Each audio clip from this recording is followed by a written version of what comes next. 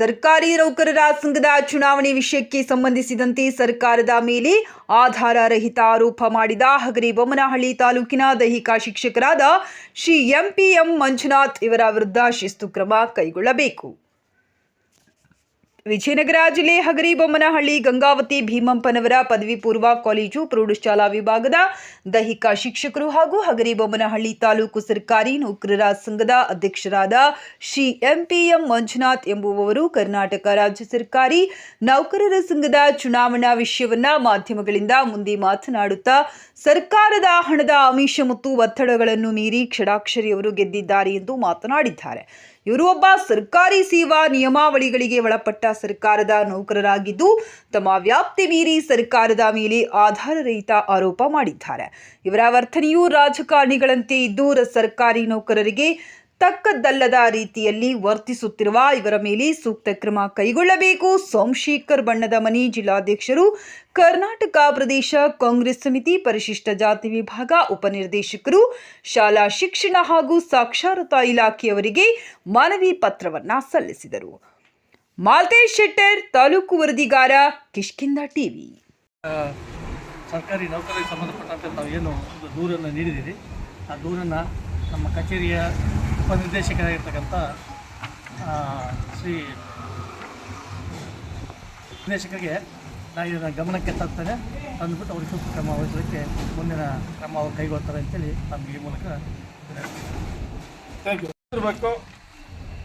ಮೊನ್ನೆ ಕರ್ನಾಟಕ ರಾಜ್ಯ ಸರ್ಕಾರಿ ನೌಕರರ ಚುನಾವಣೆ ನಡೀತು. ಆ ಸಂದರ್ಭದಲ್ಲಿ ನಮ್ಮ ಹಗರಿಬೊಮ್ಮನಹಳ್ಳಿ ಸರ್ಕಾರಿ ನೌಕರರ ಸಂಘದ ಹಗರಿಬೊಮ್ಮನಹಳ್ಳಿ ತಾಲೂಕಿನ ಅಧ್ಯಕ್ಷರಾಗಿರ್ತಕ್ಕಂಥ ಎಂಪಿಎಂ ಮಂಜುನಾಥ್ ಅವರು ಶಿಕ್ಷಕರಾಗಿ ಅವರು ಅಲ್ಲಿ ಬೆಂಗಳೂರಿನ ಚುನಾವಣೆಯಲ್ಲಿ ಏನು ಕಳೆದ 27ನೇ ತಾರೀಕು ನಡೆದಿರ್ತಕ್ಕಂಥ ಚುನಾವಣೆಯಲ್ಲಿ ಅವರು ಷಡಾಕ್ಷರಿ ಪರವಾಗಿ ಅವರು ಚುನಾವಣೆ ಮಾಡಿದರು. ಚುನಾವಣೆ ಮಾಡಲಿ ಪರವಾಗಿಲ್ಲ, ಆದರೆ ಅವರು ಸರ್ಕಾರಿ ನೌಕರರು ಚುನಾವಣೆ ಮಾಡಲಿ.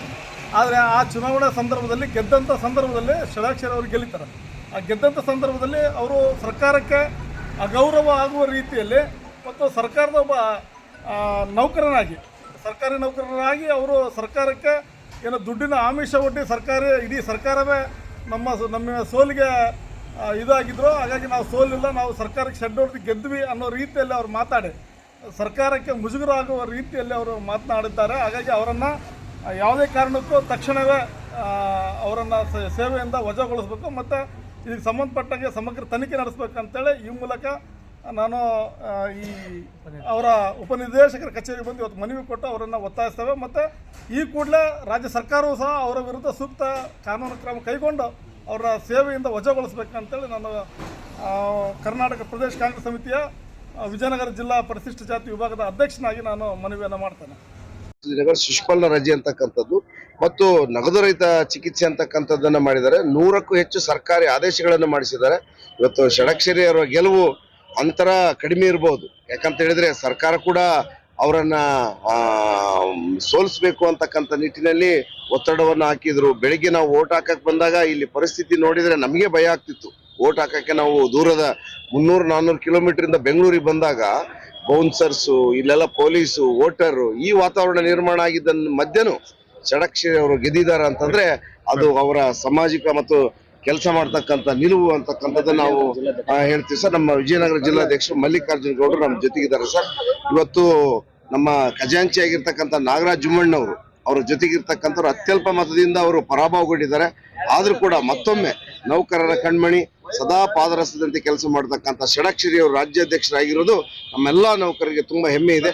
ಇನ್ನು ಮುಂದೆ ಒಂದು ವಿಚಾರ ಅಂತಂದ್ರೆ NPS ಅಂತಕ್ಕಂಥ ಒಂದು ಪಿಡುಗು, ನ್ಯೂ ಪೆನ್ಷನ್ ಸ್ಕೀಮ್, ಅದನ್ನ 2025ರಲ್ಲಿ ಅವರು ಪೂರ್ಣ ಕ್ಲೋಸ್ ಮಾಡ್ತೀವಿ ಅಂತಕ್ಕಂಥದ್ದನ್ನ ಭರವಸೆಯನ್ನು ನೀಡಿದ್ದಾರೆ. ಅದನ್ನ ಮಾಡೇ ಮಾಡ್ತಾರೆ ಅಂತಕ್ಕಂಥ ಭರವಸೆ ಕೂಡ ನಮಗಿದೆ. ಹಾಗಾಗಿ ನೆಕ್ಸ್ಟ್ 2026ರಲ್ಲಿ ಕೇಂದ್ರ ಸಮಾನ ವೇತನವನ್ನ ರಾಜ್ಯ ಸರ್ಕಾರಕ್ಕೂ ಕೂಡ ಕೊಡಿಸ್ತೀನಿ ಅಂತಕ್ಕಂಥ ಭರವಸೆಯನ್ನು ಕೊಟ್ಟಿದ್ದಾರೆ.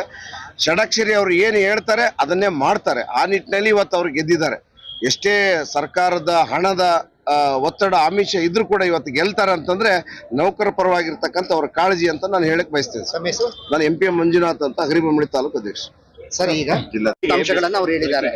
ಈಗ ನಿಮ್ಮ ಮುಂದಿರೋ ಸವಾಲುಗಳೇನು? ಮುಂದಿನ ನಮ್ಮ ಮುಂದಿರುವಂತ ಸವಾಲುಗಳು ನಾವೇನು 2024ರಿಂದ 2029 ಒಂದು ಅವಧಿವರೆಗೆ ನಮ್ಮ CS ಷಡಾಕ್ಷರ ನೇತೃತ್ವದಲ್ಲಿ ನಾವೆಲ್ಲ ಇದ್ದೀವಿ.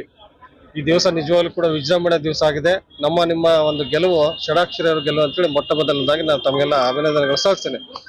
ನಮಗೆ ಮುಂದಿರುವಂತ ಒಂದು ಸವಾಲುಗಳು ನಮ್ಮ NPS ತೊಲಗಿ OPS ಮಾಡುವಂಥದ್ದು ಇಡೀ ರಾಜ್ಯ ಸರ್ಕಾರಿ ನೌಕರರ ಕುಟುಂಬ ಒಂದು ವರ್ಗದ ಅಳಲು. ಆದ್ರಿಂದ ನಮ್ಮ ಒಂದು ಪ್ರಣಾಳಿಕೆಯಲ್ಲಿ NPS ತೊಲಗಿ OPS ಅನ್ನು ಜಾರಿ ಮಾಡುವಂತ ಒಂದು ನಮಗೆ ಅಂಶ ಇದೆ. ಮತ್ತು ನಗದು ರಹಿತ ಕ್ಯಾಶ್ಲೆಸ್ ಟ್ರೀಟ್ಮೆಂಟ್ ಏನಿದೆ ಅತ್ಯಂತ ನೌಕರ ವರ್ಗಕ್ಕೆ ಅತಿ ಶೀಘ್ರದಲ್ಲಿ ಮಾಡಬೇಕು. ಸರ್ಕಾರ ನಿಜವಾಗ್ಲೂ ಕೂಡ ನಮಗೆ ಬರೀ ಕಣ್ಣು ಒರೆಸುವಂತ ತಂತ್ರ ಮಾಡ್ತಾ ಇದೆ. ನಾವು ವಿಜಯನಗರ ಜಿಲ್ಲೆಯಿಂದ ಸಮಸ್ತ ನೌಕರರ ಪರವಾಗಿ ಸರ್ಕಾರಕ್ಕೆ ಕೂಡ ಈ ಸಮಯದಲ್ಲಿ ನಾವು ಗಮನ ಸೆಳೆತೀವಿ. ಮೊಟ್ಟ ಮೊದಲನೇದಾಗಿ ನಗದು ರಹಿತ ನಮ್ಗೇನು ಕ್ಯಾಶ್ಲೆಸ್ ಟ್ರೀಟ್ಮೆಂಟ್ ಆಗ್ಬೇಕು, ಮೊದಲು ದೊರಕಿಸ್ಬೇಕಂತೇಳಿ ತಮ್ಮ ಮೂಲಕ, ತಮ್ಮ ವಾಹಿನಿ ಮೂಲಕ ನಾನು ಕೇಳ್ಕೊಳ್ತೀನಿ. ಹಾಗೆ ನಮ್ಮ NPS ಜೊತೆಗೆ ನಮ್ಮ ಕೇಂದ್ರ ಮಾದರಿ ವೇತನ ನಮ್ಮ ಪ್ರಣಾಳಿಕೆಯಲ್ಲಿದೆ. ಕೇಂದ್ರ ಮಾದರಿ ವೇತನವನ್ನು ಅತಿ ಶೀಘ್ರದಲ್ಲಿ ಕೂಡ ಸರ್ಕಾರ ಕೂಡ ನಮಗೆ ನೀಡುತ್ತಂತ ಭರವಸೆ ಇದೆ. ಮತ್ತು ಈ ಒಂದು ನೌಕರರ ಗೆಲುವು, ಷಡಾಕ್ಷರರ ಗೆಲುವು ಮತ್ತು ಒಂದು ಕುಟುಂಬದ ವರ್ಗದ ಗೆಲುವು ಅಂತ ಹೇಳಕ್ಕೆ ನಾ ಇಚ್ಛಿಸ್ತೀನಿ. ಇದು ಸರ್ಕಾರಿ ನೌಕರರ ಹಿತ ಕಾಪಾಡುವಂತಹ ಸಂಘಟನೆ. 104 ವರ್ಷಗಳ ಇತಿಹಾಸ ಇದೆ. ಇದು ಷಡಾಕ್ಷರ ಇವತ್ತೇನಾದ್ರೂ 2ನೇ ಬಾರಿ ಗೆದ್ದಿದ್ದಾರೆ ಅಂದ್ರೆ ಅವರು 2018ರಿಂದ 24ರವರೆಗೆ ಏನು ಸೇವೆ ಸಲ್ಲಿಸಿದ್ದಾರೆ.